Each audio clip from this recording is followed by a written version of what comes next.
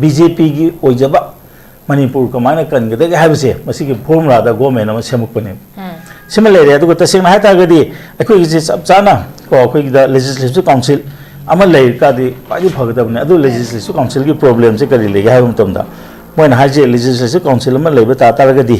ngасagi अखोई इंडिया दसु स्टेट तरु खतनि कमसी लेरिसे याम जबदा मेंबर सिनि फु लेगदबने हाइ को अदुगा 1/3 तगी सु हेन बे यारोय अखोई दु हुंबु खतनि 1/3 तादी 20 नि si chana da khar lebo ko aduna ekhoi je ta sengna legislative council ma thamba ta tar gadi asagi ekhoi ki community mayam che asagi 36 haibo do sense of belonging do ekhoi ki ju lam si da ekhoi ki ju saru yauri na na haibo do adu ne ba yam lur si ko aduna adu hoji ki humbu si de adu pi ba ngam da bani na kai ma legislative council ma masi congress ki matam da sona rai khale ekhoi bong bo bi matam da su adu ga makhadi ta gidre ko adu मासु अदुगुम्बा खलम बयाय ने सुम खनबा मासु leader को याम अदुम अफबल leader म ओइबनी न को अदुना सिगी पोचिल कयुम्बा लाका गदी होजिकी 36 तो अदु मक नत्रगसु खरम गइदि एखोगी कनो से चिथाउबा बहुत काबा ngमजदबा कम्युनिटी सिंग सिदगी रिप्रेजेंटेटिव तौदना एखोगी मणिपुर से पुन्ना को एखोई म्याम गांगमिनबा याबगी पोतो मते एखोई आई उद्राइन खले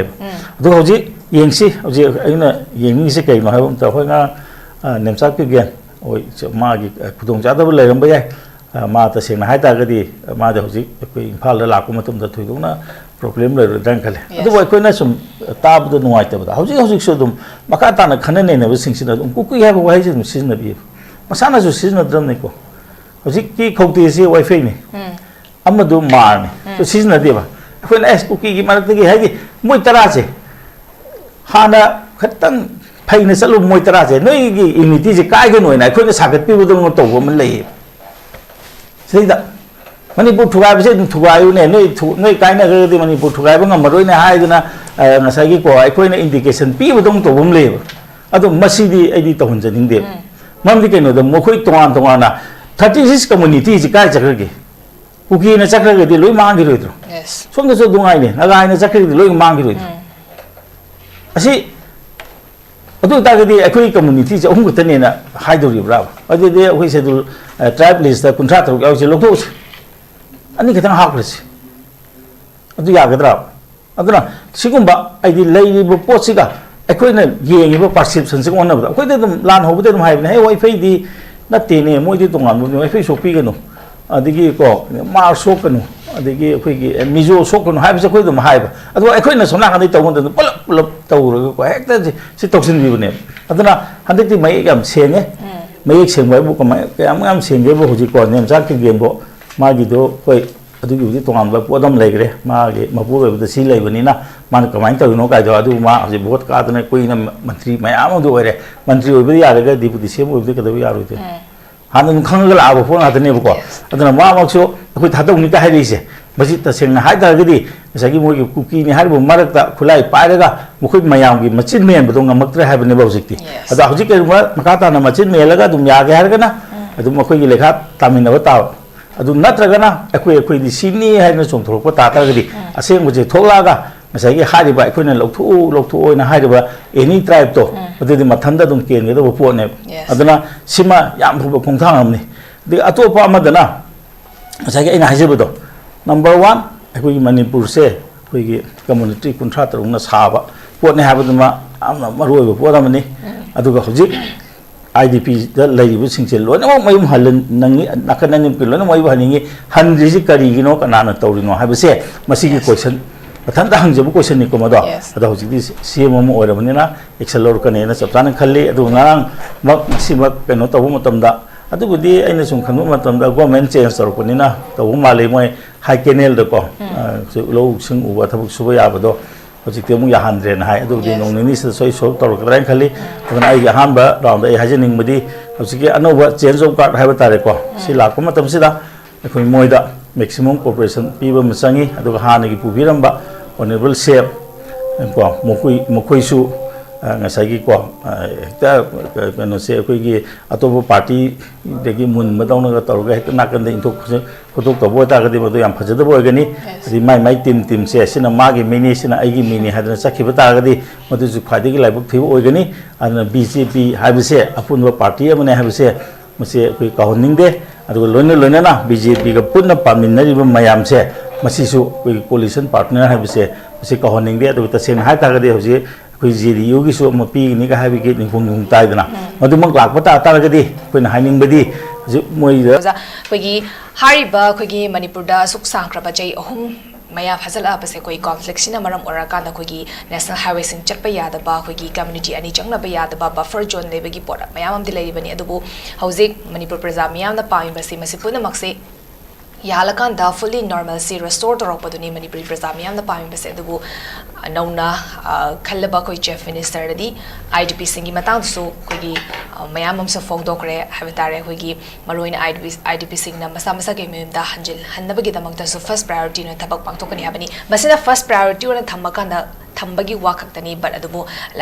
पांगतोकदबा थबक तौरम मयाम अमदि लेगदोरिबनी अदुबु हौजिकसे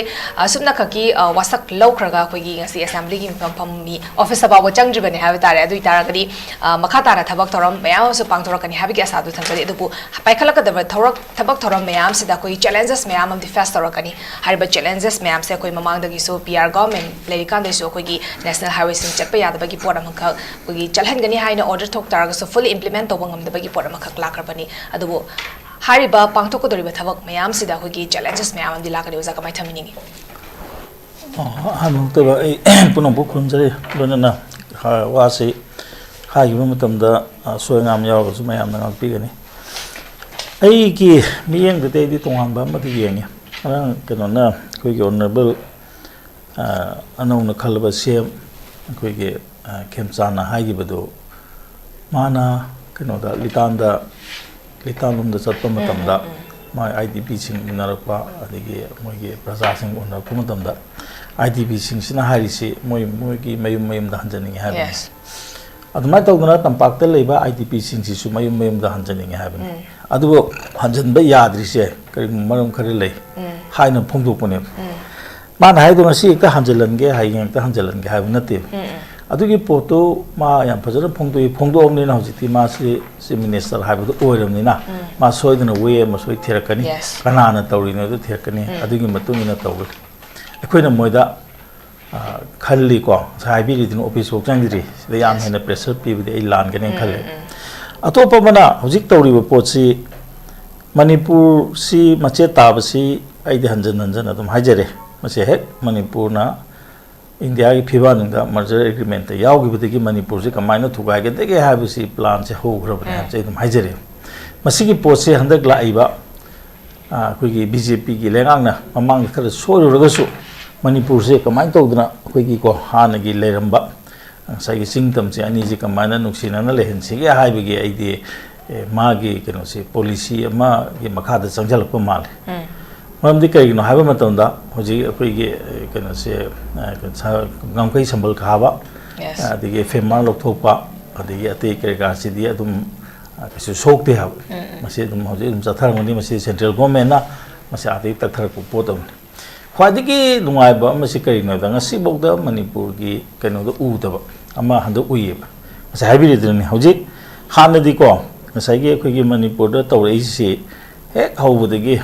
ngसाइगे को कनो अपाइबा अमन सुम पाइदना लागसु मानदि कनो मेजॉरिटी उनि काबदि नत्ते अतोप अतोपदि कारको मयाम जे चोंजन गगा हद्रा मदद चोंबदि याउद्रिसि सीपीआई की कनो सिंग याउदे अनमना एमएलए सिंग याउदे अदुबु सीपीआई की बवा अकनबा लीडर सिंग चोंजन गिरिने आई ममिति पंजरोइको चोंजनदना लैगिरबने अदो हंदक्ति ngसाइगे एनपीएफ की कारकपदा को ngसाइगे माउंदा डिप्यूटी सीएम पीबा एमपी एनपीपी की पीबा असिगुंबा की पोटसिमदि याम फजै अदना हजिक कनो से ngarang याम फजबा अखोइगे ब्रदर खेमचान हारगे को माना हागिबदा मणिपुर से अखोइगे कम्युनिटी 36 साबने हाइगे सी वही अमना वही चाम हाइबदने अदना ngसाइगे एनी गाइदना तौदना को ngसाइगे अखोइगे सिनेमा येंगबा मतमदा टिकेट याउद्रगसु दुम येंबा याबदो को एनी गाइदना आयम समना बदा अखोइगे कम्युनिटी नतेबा एनी ट्राइब हाइबसे इंडिजिनस कम्युनिटी सुनते कम्युनिटी हम सुनतबा मयाम अमा कम्युनिटी पुसनबो होनरमबदो ngarangge अखोइगे मणिपुर से ꯑꯩꯈꯣꯏ ꯀꯝꯃꯨꯅꯤꯇꯤ ꯀꯨꯟꯊ꯭ꯔꯥꯒ ꯇꯔꯨꯛ ꯍꯥꯏꯕ꯭ꯔꯥ ꯀꯨꯟꯊ꯭ꯔꯥꯃꯉꯥ ꯍꯥꯏꯕ꯭ꯔꯥ ꯑꯗꯨꯅ ꯁꯦꯝꯕ ꯂꯩꯕꯥꯛꯅꯤ ꯑꯩꯈꯣꯏ ꯄꯨꯟꯅ ꯄꯥꯟꯃꯤꯟꯅꯔꯛꯄꯅꯤ ꯍꯥꯏꯕꯁꯦ ꯃꯁꯤꯗ ꯌꯥꯝ ꯂꯥꯏꯕ ꯃꯑꯣꯡꯗ ꯀꯛꯈ꯭ꯔꯕꯅꯤ ꯑꯇꯣꯞꯄ ꯑꯃꯅ ꯍꯧꯖꯤꯛ ꯃꯣꯏꯅꯗꯤ ꯄꯉꯥꯡꯗ ꯉꯥꯡꯉꯤꯀꯣ ꯍꯧꯖꯤꯛ ꯌꯦꯡꯉꯣ ꯉꯔꯥꯡ ꯇꯧꯔꯤꯁꯤ ꯃꯥꯔ ꯀꯝꯃꯨꯅꯤꯇꯤꯗꯒꯤ ama yaugre pai fai de ama yaugre ngasima moina mar inpui na si ama thoi akoi ge ma moi do moi ji jo su singbra khangde akoi de sok no akoi gi property and the sai gi ma gi ko residence to sok pa yaroi ka mo sok pa ta tar gi di akoi lem no to oi ha gi pot nom ka glai aduna de handa ki matang sida government sem gi matung sida kari thol ke ha matam da akoi no ursi ke no kana no manipur de irang sagal ami se ha ba se ngarang han khang ne nang di khang bo mantri ko deputy cm ma mantri ani ko moi gi mathak ta wanted ka law na prize gi law thoi bi si angak pani hojik mayek senge ba am samna ba da hojik ki ngarang gi tawri ba pu duna tawre adigi mo yamna kano phawa mana sai gi khoi gi hojik ki ko leadership change taw mutam da kanam ta khoi gi ko mari mana thangba nuai na dam ro pok na gi po che khoi u de khoi na su du ma ha gi dra khoi na su wangam mu matam da hojik yam lu re duna leader khan ba matam da amada sumana che thok sin taw chi taw na bi ranu do mo se khoi consensus oi ba ma to thopi ro na ta seng na ha ta ga di khoi gi honorable sak to eno ina khan gi ba matam da ko moi gi sen secretary do khan gi ba matam da khoi di smoi ma sen se bot ka tha na da na asmana su phange mana su phange ga ina taw ra sai ge khoi gi marak ta sai ge khoi gi party gi mla gi marak ta nuai na da am le dra asmana he na phangi ma de asu da tha de gi ga do adu ta ga di sai ge khoi gi moi gi party gi kolik man gu nuai na do ne adu i poto ai di ahana khalam me su na hoi gi matam da tawa du mai na ko khoi gi pahung ra da bi no na president ore na oina mana vote ka hok da ba amaduna nakan de ga hayla ka gi ba do adu mai mo ong da yam tar ga nuai de po se thok dra ka bi adu madu makti thok de yam consensus o ge ma sem nuai adu bu ngara khoi na pau ta ba matam da adu gi mawong ha pet man ba da mai kai da sai gi pressure pina ba dong na to gai de ai na ngam mo ni ka ha bi gi mong to bo man ba kha tholok pai adu bu ngasi di thok ki de adai ai hai de hai je roi ko adu ta seng na yam hai ta ga di handi gi se kan power tasal natti BJP gi oijaba Manipur kamana kan gada ga habse masi gi formula da government ma semuk pane similarly adu ta sing na ta ga di akoi gi sab chana ko akoi gi da legislative council ama lai ka di pa gi phagda bne adu legislative council gi problem se kari le ga habum tom da moina haje legislative council ma lai ba ta ta ga di ngasa gi akoi India da su state taru khatani commercial lai se yam jabada member chi ni phu le ga da bne hai ko aduga 1/3 tagi su hen ba yaroi akoi du humbu ka tani 1/3 ta di 20 ni si chana da khar leba ko adna akoi je ta sengna legislative council ma thamba ta tar ga di asagi akoi gi community mayam che asagi 36 sai ba do sense of belonging do akoi gi ju lam si da akoi gi ju saru yauri na na haiba do adu ne ba yam lur si ko aduna adu hoji gi humbu si da di adu pi ba ngam da bani na kai ma legislative council ma masi congress ki matam da sona rai kha le koi bong bo bi matam da su aduga makhadi ta gi dre ko adu masu adugumba khalam ba yaina sum khan ba masu leader ko yam adum afaba leader mo oi bani na ko aduna sigi pochil kaigumba laka ga di hoji gi 36 to adu mak na tra su kharam gai di khoi gi kano se chithau ba bhut ka ba ngam jada ba community sing sidigi representative to duna khoi gi Manipur se punna ko khoi myam ngakmin na ba ya ba gi pot to ma de khoi ai u dran khale adu hoji yengsi hoji aina yengi se kai ma ha ta khoi nga nemsak ki gen oi ma gi khudong cha da ba leiram ba yai ma ta seng na hai ta ga di ma de hoji khoi imphal la la ko matum da thui dong na problem le dran khale adu wai khoi na sum ta bu da nuai ta ba hoji so dum maka ta na khana ne ne ba sing sin da ku ku ya ba wai ji sin na bi masana ju sin na dram ne ko hoji ki khouti se wifi ne amadu mar ne to sin na de ba khoi na es ku ki ma ta gi hai gi moi tara che hana khatang phai na salu moi tara che noi gi unity je kai ga noi na khoi na sagat pi bu dong to bo man lei sei da Manipur thugai ba se thugai u ne noi kai na ga di Manipur thugai ba ngam roi na hai na na sai gi ko ai khoi na indication pi bu dong to bom le adu masi di ai di to hun janing de mam di ke no da mo khoi tongan na 36 community je kai chakra gi kuki na chakra gi di loi mang gi roi tro yes som da so dungai ne na ga ai na chakra gi loi mang gi roi asi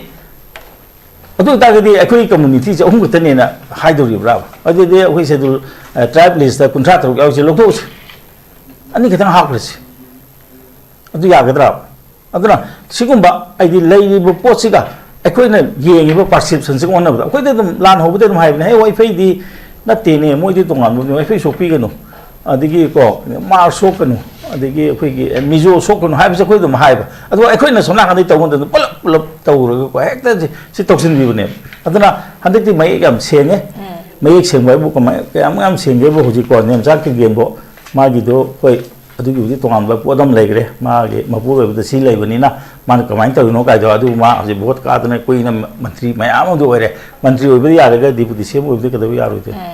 ꯍꯥꯟꯅ ꯑꯗꯨꯝ ꯈꯪꯉꯒ ꯂꯥꯛꯑꯕ ꯄꯣꯠ ꯉꯥꯛꯇꯅꯦꯕꯀꯣ ꯑꯗꯨꯅ ꯃꯥꯃꯛꯁꯨ ꯑꯩꯈꯣꯏ ꯊꯥꯗꯧꯅꯤꯀ ꯍꯥꯏꯔꯛꯏꯁꯦ ꯃꯁꯤ ꯇꯁꯦꯡꯅ ꯍꯥꯏꯇꯥꯔꯒꯗꯤ ꯉꯁꯥꯏꯒꯤ ꯃꯣꯏꯒꯤ ꯀꯨꯀꯤꯅꯤ ꯍꯥꯏꯔꯤꯕ ꯃꯔꯛꯇ ꯈꯨꯠꯂꯥꯏ ꯄꯥꯏꯔꯒ ꯃꯈꯣꯏ ꯃꯌꯥꯝꯒꯤ ꯃꯆꯤꯟ ꯃꯦꯟꯕꯗꯣ ꯉꯝꯃꯛꯇ꯭ꯔꯦ ꯍꯥꯏꯕꯅꯦꯕ ꯍꯧꯖꯤꯛꯇꯤ ꯑꯗꯣ ꯍꯧꯖꯤꯛ ꯀꯩꯒꯨꯝꯕ ꯃꯈꯥ ꯇꯥꯅ ꯃꯆꯤन ꯃꯦꯜꯂꯒ ꯑꯗꯨꯝ ꯌꯥꯒꯦ ꯍꯥꯏꯔꯒꯅ ꯑꯗꯨꯝ ꯑꯩꯈꯣꯏꯒꯤ ꯂꯩꯈꯥ ꯇꯥꯃꯤꯟꯅꯕ ꯇꯥꯕ ꯑꯗꯨ ꯅꯠꯇ꯭ꯔꯒꯅ ꯑꯩꯈꯣꯏꯗꯤ ꯁꯤꯅꯤ ꯍꯥꯏꯅ ꯆꯣꯡꯊꯣꯔꯛꯄ ꯇꯥꯔꯒꯗꯤ ꯑꯁꯦꯡꯕꯁꯦ ꯊꯣꯛꯂꯛꯑꯒ ꯉꯁꯥꯏꯒꯤ ꯍꯥꯏꯔꯤꯕ ꯑꯩꯈꯣꯏꯅ ꯂꯧꯊꯣꯛꯑꯣꯅ ꯍꯥꯏꯔꯤꯕ ꯑꯦꯅꯤ ꯇ꯭ꯔꯥꯏꯕꯇꯣ ꯑꯗꯨꯗꯤ ꯃꯊꯟꯇ ꯑꯗꯨꯝ ꯀꯦꯟꯒꯗꯕ ꯄꯣꯠꯅꯦꯕ ꯑꯗꯨꯅ ꯁꯤꯃ ꯌꯥꯝ ꯐꯕ ꯈꯣꯡꯊꯥꯡ ꯑꯃꯅꯤ ꯑꯗꯒꯤ ꯑꯇꯣꯞꯄ ꯑꯃꯗꯅ ꯉꯁꯥꯏꯒꯤ ꯑꯩꯅ ꯍꯥꯏꯖꯕꯗꯣ ꯅꯝꯕꯔ 1 ꯑꯩꯈꯣꯏꯒꯤ ꯃꯅꯤꯄꯨꯔꯁꯦ ꯑꯩꯈꯣꯏꯒꯤ ꯀꯝꯃꯨꯅꯤꯇꯤ 53ꯅ ꯁꯥꯕ ꯄꯣꯠꯅꯤ ꯍꯥꯏꯕꯗꯨꯃ ꯌꯥꯝꯅ ꯃꯔꯨꯑꯣꯏꯕ ꯄꯣꯠ ꯑꯃꯅꯤ ꯑꯗꯨꯒ ꯍꯧꯖꯤꯛ IDPꯗ ꯂꯩꯔꯤꯕꯁꯤꯡꯁꯦ ꯂꯣꯏꯅꯃꯛ ꯃꯌꯨꯝ ꯍꯜꯂꯅꯤꯡꯉꯤ ꯅꯥꯀꯟ ꯑꯅꯤꯃꯛꯀꯤ ꯂꯣꯏꯅꯃꯛ ꯃꯌꯨꯝ ꯍꯟꯅꯤꯡꯉꯤ ꯍꯟꯗ꯭ꯔꯤꯁꯤ ꯀꯔꯤꯒꯤꯅꯣ ꯀꯅꯥꯅ ꯇꯧꯔꯤꯅꯣ ꯍꯥꯏꯕꯁꯦ ꯃꯁꯤꯒꯤ ꯀꯣꯏꯁꯟ ꯃꯊꯟꯇ ꯍꯪꯖꯕ ꯀꯣꯏꯁꯟꯅꯤꯀꯣ ꯃꯗꯣ ꯑꯗꯣ ꯍꯧꯖꯤꯛꯇꯤ CM ꯑꯃ ꯑꯣꯏꯔꯕꯅꯤꯅ ꯑꯦꯛꯁꯟ ꯂꯧꯔꯛꯀꯅꯤꯅ ꯆꯞ ꯆꯥꯅ ꯈꯜꯂꯤ ꯑꯗꯨꯒ ꯉꯔꯥꯡꯃꯛ ꯉꯁꯤꯃꯛ ꯀꯩꯅꯣ ꯇꯧꯕ ꯃꯇꯝꯗ ꯑꯗꯨꯕꯨꯗꯤ ꯑꯩꯅ ꯁꯨꯝ ꯈꯟꯕ ꯃꯇꯝꯗ ꯒꯣꯔꯃꯦꯟ ꯆꯦꯟꯖ ꯇꯧꯔꯛꯄꯅꯤꯅ ꯇꯧꯕ ꯃꯥꯜꯂꯤ ꯃꯣꯏ ꯍꯥꯏ ꯀꯦꯅꯦꯜꯗꯀꯣ ꯂꯧꯁꯤꯡ ꯎꯕ ꯊꯕꯛ ꯁꯨꯕ ꯌꯥꯕꯗꯣ ꯍꯧꯖꯤꯛꯇꯤ ꯑꯃꯨꯛ ꯌꯥꯍꯟꯗ꯭ꯔꯦꯅ ꯍꯥꯏ ꯑꯗꯨꯕꯨꯗꯤ ꯅꯣꯡ ꯅꯤꯅꯤꯁꯤꯗ ꯁꯣꯏ ꯁꯣꯜꯕ ꯇꯧꯔꯛꯀꯗ꯭ꯔꯥꯅ ꯈꯜꯂꯤ ꯑꯗꯨꯅ ꯑꯩꯒꯤ ꯑꯍꯥꯟꯕ ꯔꯥꯎꯟꯗ ꯑꯩ ꯍꯥꯏꯖꯅꯤꯡꯕꯗꯤ ꯍꯧꯖꯤꯛꯀꯤ ꯑꯅꯧꯕ ꯆꯦꯟꯖ ꯑꯣꯐ ꯒꯥꯔꯗ ꯍꯥꯏꯕ ꯇꯥꯔꯦꯀꯣ ꯁꯤ ꯂꯥꯛꯄ ꯃꯇꯝꯁꯤꯗ ꯑꯩꯈꯣꯏ ꯃꯣꯏꯗ ꯃꯦꯛꯁꯤꯃꯝ ꯀꯣꯑꯣꯄꯔꯦꯁꯟ ꯄꯤꯕ ꯑꯃ ꯆꯪꯉꯤ ꯑꯗꯨꯒ ꯍꯥꯟꯅꯒꯤ ꯄꯨꯕꯤꯔꯝꯕ ꯑꯣꯅꯦꯕꯜ ꯁꯦꯞ ꯀꯣ ꯃꯈꯣꯏꯁꯨ ngасai ko hekta kano se akoi gi atobo party degi mun madawna ga torga hekta nakan de intok photok to bo ta ga de bodo yam phajada bo gani ri mai tim se sina magi mini sina aigi mini hadna sakhiba ta ga di modu ju khadi gi laibuk thibo oi gani ana BJP habise apunwa party amane habise mase akoi kahonning de adu loina na BJP ga punna paminari ba mayam se masisu akoi coalition partner habise mase kahonning de adu tasen ha ta ga de hoje कोई GDU की सो मपी नि का हाबि के निफुंग ताइदना मदुमक लाकपता तारगदि कोइना हाइनिंग बदि मोइदा चिथरि से करि चिथके हाबदा मणिपुर की खादि की मरु ओइबा कोई मिटै पांगल की कम्युनिटी दगी को कोई रिप्रेजेंटेशन अमता याउद्रि मसि मसु कराइ दिनो येंबिरगा मसि गा हापिरगा तारगदि मसे कोई या मफुंग फाबो गवर्नमेंट अमा हाबदो इदि मदु ओइगने इन खनजे ओके ओजा हम फजा थबिदा कोई हुजिक नौनो फॉर्म तोरैबा कोई गवर्नमेंट्स दा कोई काउंसिल ऑफ मिनिस्टर लोना बक सुद्रि बनी कोई खरा खक्तमा हुजिक ओटेकिंग तौबदा ngaरि बनी मसे लोना बक सुरा कांदा मणिपुर से कोई मांगलोम दा चंगसलक याबगी अतुकी मतिक पॉसिबिलिटी लैबा हाबे तारा कोई मसे सो कोई कोई ना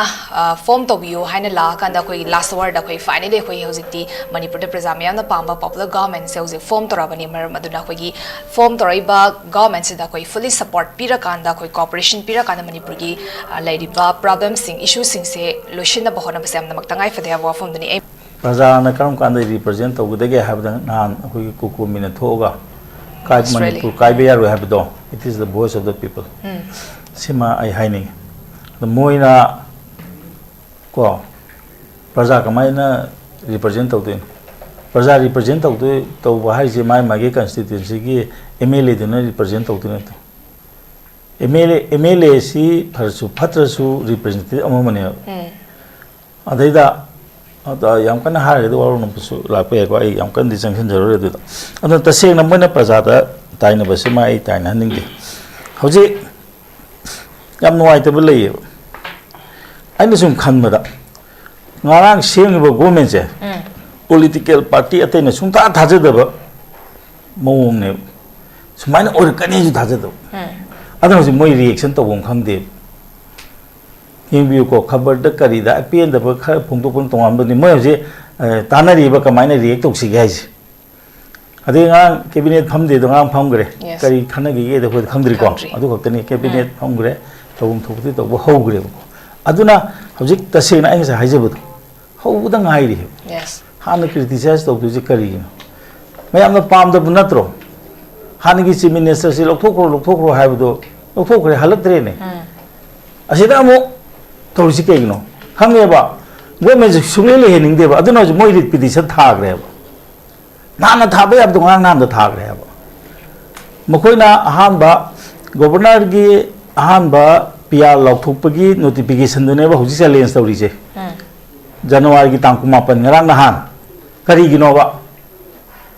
ꯆꯍꯤ 2 ꯐꯥꯔꯝꯗꯥꯏꯗ ꯆꯦꯂꯦꯟꯖ ꯇꯧꯕ ꯀꯩꯒꯤꯅꯣꯕ ꯒꯣꯔꯃꯦꯟ ꯊꯝꯃꯅꯣ ꯍꯥꯏꯕꯅꯦꯕ ꯗꯤꯖꯣꯜꯕ ꯑꯦꯁꯦꯝꯕ꯭ꯂꯤ ꯗꯤꯖꯣꯜꯕ ꯇꯧ ꯍꯥꯏꯕꯅꯦꯕ ꯑꯗꯨꯅꯦꯕ ꯁꯤ ꯂꯩꯕꯥꯛ ꯂꯥꯡꯍꯟꯅꯤꯡꯕꯅꯦ ꯍꯥꯏꯕ ꯁꯤ ꯑꯩꯈꯣꯏ ꯍꯥꯏꯔꯨꯔ ꯀꯩꯗꯧꯅꯗꯣꯏꯅꯣ ꯅꯍꯥꯟꯈꯩ ꯐꯣꯡꯗꯣꯛꯇꯦ ꯍꯦꯛ ꯍꯧꯕ ꯇꯧ ꯌꯥꯗ꯭ꯔꯣ ꯑꯩꯈꯣꯏꯗꯤ ꯅꯍꯥꯟ ꯍꯥꯏꯗꯨꯅꯤ ꯑꯍꯥꯟꯕ ꯀꯪꯒ꯭ꯔꯦꯁꯇ ꯂꯦꯞꯄꯒ BJPꯗ ꯋꯥꯁꯛꯄ ꯃꯇꯝꯗꯣ ꯑꯗꯨꯗ ꯇꯧꯒꯗꯧꯅꯤ ꯀꯟꯁꯇꯤꯇ꯭ꯌꯨꯁꯟꯁꯦ ꯉꯥꯛꯅ ꯆꯠꯁꯦ ꯍꯥꯏꯇꯥꯔꯒꯗꯤ ꯀꯔꯤꯒꯤꯗꯃꯛꯇ ꯄꯥꯔꯇꯤ ꯑꯃꯗ ꯂꯦꯞꯄꯒ ꯄꯥꯔꯇꯤ ꯑꯃꯗ ꯋꯥꯁꯛꯄ ꯌꯥꯕ꯭ꯔꯣ ꯑꯁꯤꯒꯨꯝꯕ ꯗꯦꯃꯣꯀ꯭ꯔꯦꯁꯤ ꯃꯥꯡꯍꯟꯕꯁꯤ ꯀꯅꯥꯅꯣ ꯄ꯭ꯔꯖꯥꯗꯗꯤ ꯇꯧꯕꯤꯒꯅꯨ ꯑꯗꯨꯅ ꯄ꯭ꯔꯖꯥꯗ ꯀꯣꯏꯆꯤꯡ ꯆꯤꯡꯕꯗꯣ ꯇꯧꯕꯤꯒꯅꯨ ꯄ꯭ꯔꯖꯥꯗꯤ ꯉꯁꯤ ꯀꯔꯤ ꯆꯥꯅꯤ ꯍꯌꯦꯡ ꯀꯔꯤ ꯆꯥꯅꯤ ꯈꯪꯕꯖꯥꯠ ꯅꯠꯇꯦ ꯇꯁꯦꯡꯅ ꯃꯇꯝ ꯑꯃꯗ ꯅꯨꯃꯤꯠ 2 ꯈꯨꯗꯤꯡꯒꯤ ꯃꯤ ꯑꯃꯃꯝ ꯁꯤꯔꯤꯅꯤ ꯅꯨꯃꯤꯠ 8 ꯈꯨꯗꯤꯡꯒꯤ ꯃꯤ ꯑꯃ ꯁꯤꯔꯤꯅꯤ ꯃꯇꯝꯗꯨꯗ ꯑꯩꯈꯣꯏꯒꯤ ꯏꯪꯅ ꯋꯥꯈꯜ ꯈꯟꯕꯒꯤ ꯄꯣꯠ ꯄꯤꯔꯝꯗꯦ ꯋꯥꯈꯜ ꯈꯟꯕꯒꯤ ꯃꯇꯝꯁꯤ ꯁꯨꯡꯐꯪ ꯐꯪꯗꯦꯕ ꯑꯁꯤ ꯑꯩ ꯁꯤꯒꯗ꯭ꯔꯥ ꯍꯌꯦꯡꯅ ꯃꯥ ꯁꯤꯒꯗ꯭ꯔꯥ ꯍꯥꯏꯕꯁꯤꯗ ꯑꯗꯨꯒꯤ ꯄꯣꯠꯇꯨ ꯂꯣꯏꯈꯤꯕ ꯃꯇꯨꯡꯗꯒꯤꯗꯤ ꯑꯍꯥꯟꯕ ꯇꯥꯝꯗ ꯏꯪꯅ ꯄꯥꯜꯂꯝꯃꯤ ꯀꯣꯚꯤꯗ ꯃꯇꯨꯡꯗꯒꯤꯗꯤ ꯌꯥꯗ꯭ꯔꯦ ꯑꯗꯩꯗꯤ ꯏꯔꯥꯡꯁꯤ ꯊꯣꯛꯆꯜꯂꯦ ꯑꯗꯒꯤ ꯋꯥꯔ ꯑꯣꯟ ꯗ꯭ꯔꯒ ꯇꯧꯔꯨꯕꯒꯤ ꯑꯃ ꯇꯧꯔꯨꯕꯒꯤ ꯃꯌꯥꯝ ꯑꯃ ꯀꯣ ꯁꯤ ꯏꯈꯪ ꯈꯪꯅꯔꯕ ꯉꯥꯛꯇꯅꯤ ꯁꯤꯗꯩꯁꯤꯗ ꯑꯩꯈꯣꯏ ꯃꯣꯏ 10 ꯆꯞ ꯃꯥꯟꯅꯅ ꯂꯦꯞꯄꯒ ꯊꯨꯒꯥꯏꯗꯕ ꯌꯥꯔꯣꯏꯅ ꯂꯥꯛꯑꯝꯕꯗꯣ ꯐꯖꯅ ꯃꯅꯨꯡꯗ ꯋꯥꯔꯤ ꯁꯥꯔꯕ ꯃꯇꯨꯡꯗ ꯍꯧꯖꯤꯛꯇꯤ ꯉꯁꯥꯏ ꯑꯩ ꯍꯥꯏꯖꯩꯗꯣ ꯑꯁꯦꯡꯕ ꯊꯣꯛꯂꯛꯇꯅ ꯃꯣꯏ ꯊꯣꯛꯂꯛꯑꯕꯅꯦꯕ ꯑꯩꯈꯣꯏ ꯃꯅꯤꯄꯨꯔ ꯀꯟꯒꯅꯤ ꯍꯥꯏꯅ ꯊꯣꯛꯂꯛꯑꯕꯅꯦꯕ ꯁꯤꯗꯩꯁꯤꯗ ꯑꯃꯨꯛ ꯑꯩꯈꯣꯏꯅ ꯑꯃꯨꯛ ꯀꯔꯤꯅꯣ ꯃꯣꯏꯗ ꯑꯃꯨꯛ ꯆꯩꯁꯟꯗꯣꯔꯤꯁꯦ ꯅꯠꯇ꯭ꯔꯒꯅ ꯑꯩꯈꯣꯏꯒꯤ ꯃꯣꯗꯦꯜꯗꯤ ꯁꯤꯅꯦꯅ ꯑꯩꯅ ꯍꯥꯟꯅ ꯍꯥꯏꯗꯨꯗꯤ ꯂꯧꯊꯣꯛꯄꯤꯌꯨ ꯑꯗꯨꯝ ꯍꯥꯏꯗꯨꯗꯤ ꯍꯌꯦꯡ ꯍꯪꯆꯤꯠꯇ ꯉꯥꯏꯔꯦ ꯏꯂꯦꯛꯁꯟ ꯃꯣꯏꯅ ꯍꯧꯖꯤꯛ ꯗꯤꯖꯣꯜꯕ ꯇꯧ ꯍꯥꯏꯗꯅ ꯅꯣꯇꯤꯁ ꯏꯁꯨ ꯇꯧꯔꯤꯉꯩꯗ ꯑꯗꯨꯝ ꯗꯤꯖꯣꯜꯕ ꯇꯧꯈ꯭ꯔꯅꯤ ꯀꯣꯔꯠꯀꯤꯗꯤ ꯅꯤꯌꯣꯝ ꯂꯩ ꯅꯣꯇꯤꯁ ꯏꯁꯨ ꯇꯧꯅꯤ ꯃꯗꯨ ꯄꯥꯎꯈꯨꯝ ꯄꯤꯅꯅꯤ ꯑꯗꯨ ꯆꯍꯤ ꯑꯃ ꯍꯦꯟꯅ ꯆꯠꯀꯅꯤ ꯑꯗꯨ ꯆꯍꯤ ꯃꯨꯛꯇ ꯉꯥꯏꯁꯜꯂꯦ ꯁꯤꯒꯤ ꯂꯩꯔꯤꯕ ꯀꯩꯅꯣꯁꯦ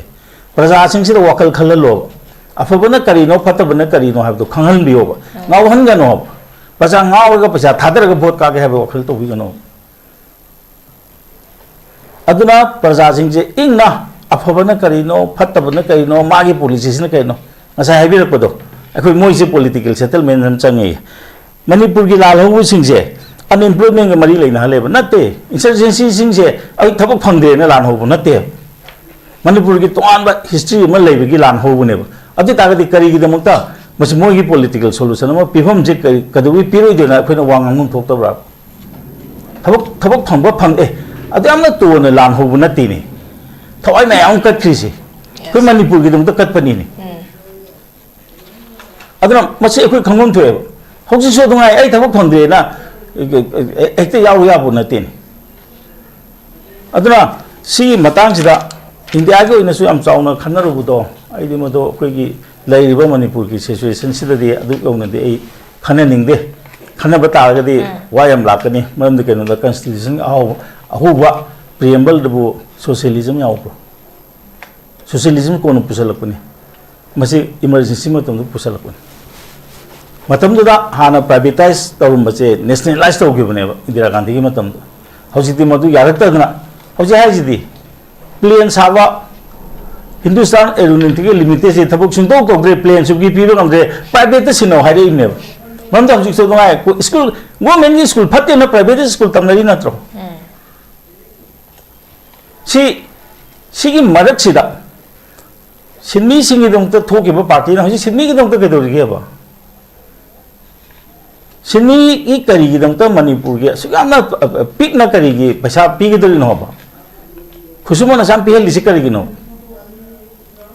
होई सिदेस दंग आंग बखतने दि यारोय थब ओइना तौगदौने ऐ ना नो साइनी दना ए अखोय दे जॉइन तौबिरो अखोय लेबाक से पांजेना याम यानिंगेबा मरमदि केनोदा त्रिपुरा पार्लियामेंट वेस्ट बंगाल पार्लियामेंट हजि केरला पालिसी आम फब गवर्नमेंट आक्तनेबा हानगी दिनिको लेफ्ट गवर्नमेंट जे अखोय पामजबो पोनी अदो अखोय लेफ्ट याबिलो अखोय मन लेबाक जे पामिनसे हाबिगे मेसेज सम दंग सिबु थोक्ति जे कइनो हुमु सिगी मनुंगा लेबाक जे पाम गया तादि कुंथ्रा गा माथोय चंगिने यस मोय कैंडिडेट क्या थादोकेबा थादोना बगरि चंगेबा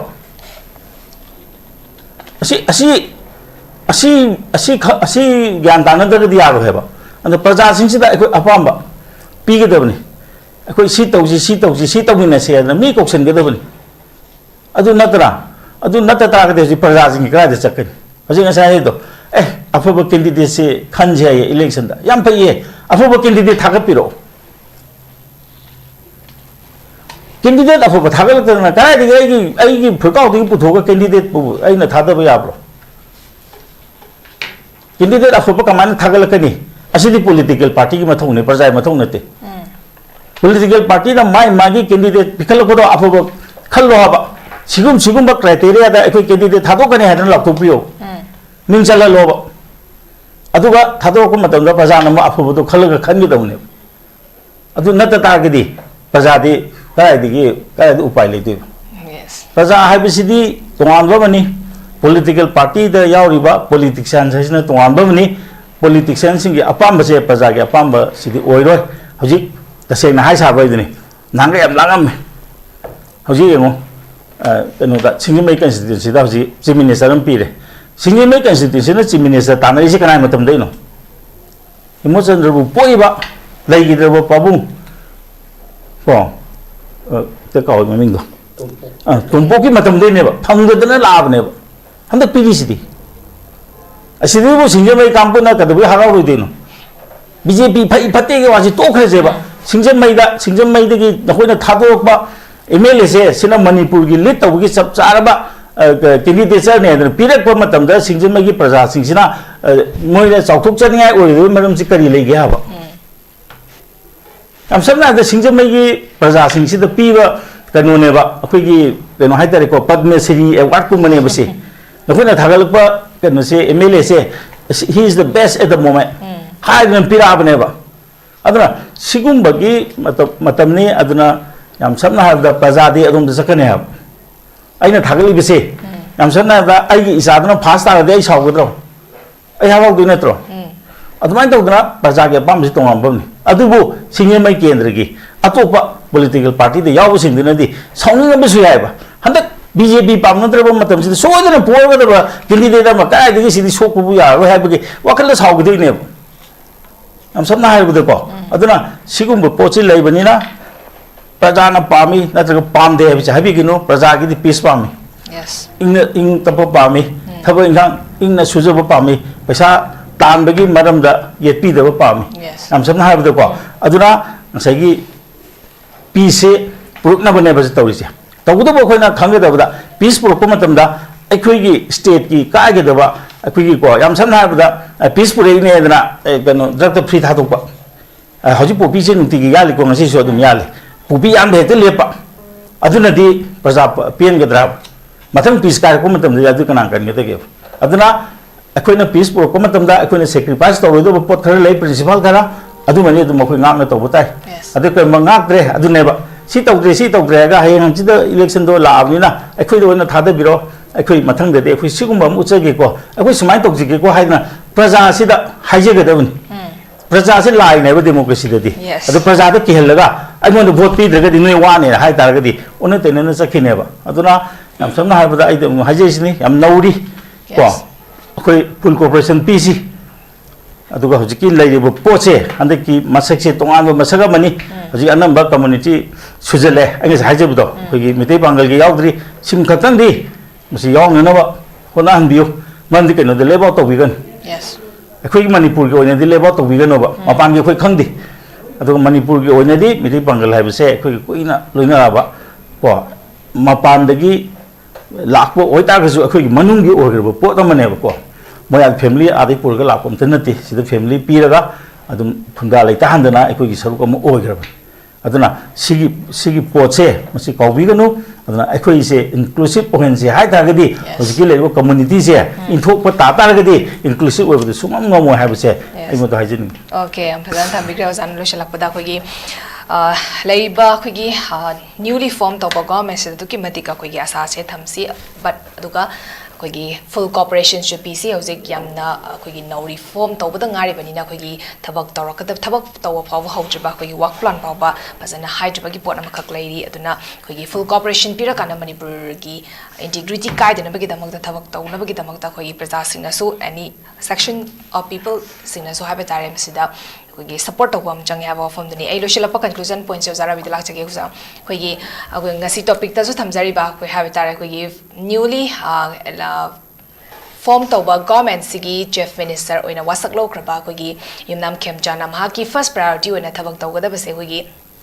ꯃꯤꯇꯩ ꯑꯃꯗꯤ ꯀꯨꯀꯤ IDPꯁꯤꯡꯁꯦ ꯃꯌꯨꯝꯗ ꯍꯟꯖꯤꯜꯍꯟꯕ ꯌꯥꯍꯜꯂꯒ ꯑꯩꯈꯣꯏꯒꯤ ꯍꯥꯟꯅꯒꯨꯝꯅ ꯇꯪꯗꯨ ꯂꯩꯇꯥꯅ ꯂꯩꯍꯟꯅꯕ ꯍꯣꯠꯅꯕꯁꯤꯅ ꯃꯍꯥꯛꯀꯤ ꯐꯥꯔꯁ ꯄ꯭ꯔꯥꯏꯌꯣꯔꯤꯇꯤ ꯑꯣꯏꯅ ꯊꯕꯛꯁꯦ ꯄꯥꯡꯊꯣꯛꯀꯅꯤ ꯍꯥꯏꯕ ꯋꯥꯐꯝꯗꯨꯅꯤ ꯐꯥꯔꯁ ꯄ꯭ꯔꯥꯏꯌꯣꯔꯤꯇꯤꯒꯤ ꯊꯕꯛ ꯄꯥꯡꯊꯣꯛꯈ꯭ꯔꯦ ꯃꯈꯥ ꯇꯥꯔꯛꯄ ꯋꯥꯔꯛ ꯄ꯭ꯂꯥꯟ ꯃꯌꯥꯝ ꯑꯃꯁꯨ ꯑꯩꯈꯣꯏ ꯀꯦꯕꯤꯅꯦꯠ ꯃꯤꯐꯝ ꯑꯩꯈꯣꯏꯒꯤ ꯃꯈꯥ ꯇꯥꯔꯛꯄꯗ ꯐꯝꯃꯀꯥꯟꯗ ꯑꯩꯈꯣꯏꯒꯤ ꯀꯥꯎꯟꯁꯤꯜ ꯑꯣꯐ ꯃꯤꯅꯤꯁꯇꯔꯁꯨ ꯁꯨꯔꯕ ꯃꯇꯝꯗ ꯑꯩꯈꯣꯏꯒꯤ ꯋꯥꯔꯛ ꯄ꯭ꯂꯥꯟꯁꯤꯡ ꯍꯥꯏꯔꯛꯀꯅꯤ ꯍꯥꯏꯕꯒꯤ ꯈꯪꯍꯜꯂꯛꯀꯅꯤ ꯍꯥꯏꯕꯒꯤ ꯋꯥꯐꯝꯁꯨ ꯐꯣꯡꯗꯣꯛꯈꯤꯕꯁꯨ ꯂꯩꯔꯦ ꯑꯗꯨ ꯑꯣꯏꯇꯥꯔꯒꯗꯤ ꯅ꯭ꯌꯨꯂꯤ ꯐꯣꯔꯝ ꯇꯧꯔꯛꯏꯕ ꯒꯣꯔꯃꯦꯟꯠꯁꯤꯗꯒꯤ ꯑꯩꯈꯣꯏꯅ